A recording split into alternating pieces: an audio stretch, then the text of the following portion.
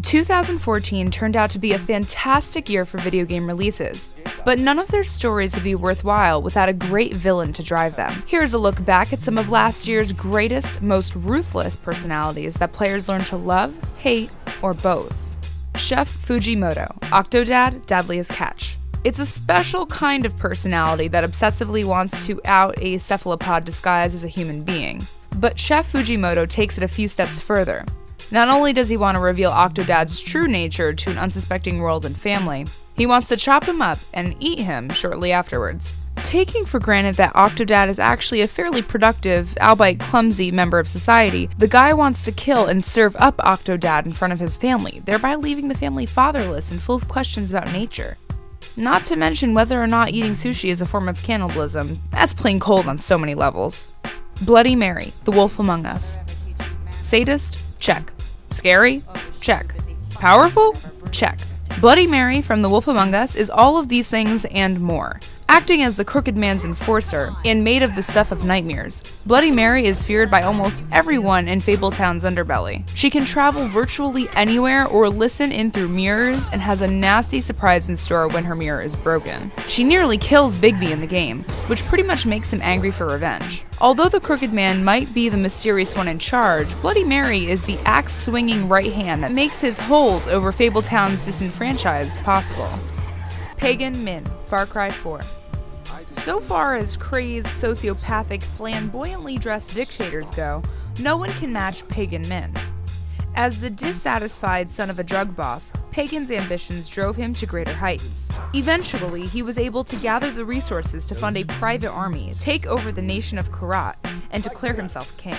From there, he seeks to build one of the biggest drug empires the world has ever seen. However, he's quite ambivalent towards AJ when he threatens to destroy everything Pagan has built, and even radios in with friendly advice every so often. It turns out, that outfit has some layers to it. Jonathan Irons, Call of Duty Advanced Warfare. War might be hell, but it pays well. Jonathan Irons may have earned his wealth and power by renting out his massive private army to other nations, but he envisions a future without war, or nations to declare them, with a Bond villain-esque plan to rid the world of governments, and have the people looked after by his well-equipped soldiers instead. This is a character that might not have worked if it were not for Kevin Spacey's likeness and excellent performance. With Spacey's acting skills, Irons becomes a charismatic and memorable villain. William Carver, The Walking Dead Season 2. In the world of The Walking Dead, rival survivor groups are often just as dangerous as the Walkers, if not more so. William Carver looks after his flock with an iron fist. He'll do whatever it takes to keep his followers in line, whether it be cold-blooded murder or merely pounding a guy's face in with a walkie-talkie. Someone's gotta do it, right? As he tells Clementine, a leader needs a firm hand, and he has to be willing to do bad things to ensure order. He beats people up to a bloody pulp because he cares. Then again, he also learns what goes around comes around. Corypheus, Dragon Age Inquisition. You can't keep the demigod down. In the world of Dragon Age, Corypheus is the worst kind of evil.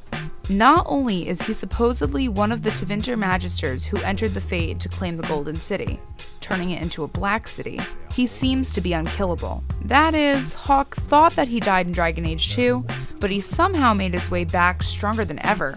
In addition to being a powerful mage, he has the allegiance of a number of powerful figures, commands an undead dragon that might be an archdemon, or possibly a minor god if any distinction can be made, and can beguile and control Grey Wardens.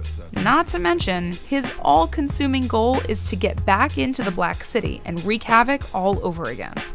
Corypheus' millennia-old plan wins out against all other villains in 2014 for its sheer single-mindedness. Not to mention, Dragon Age Inquisition was the best game of the year.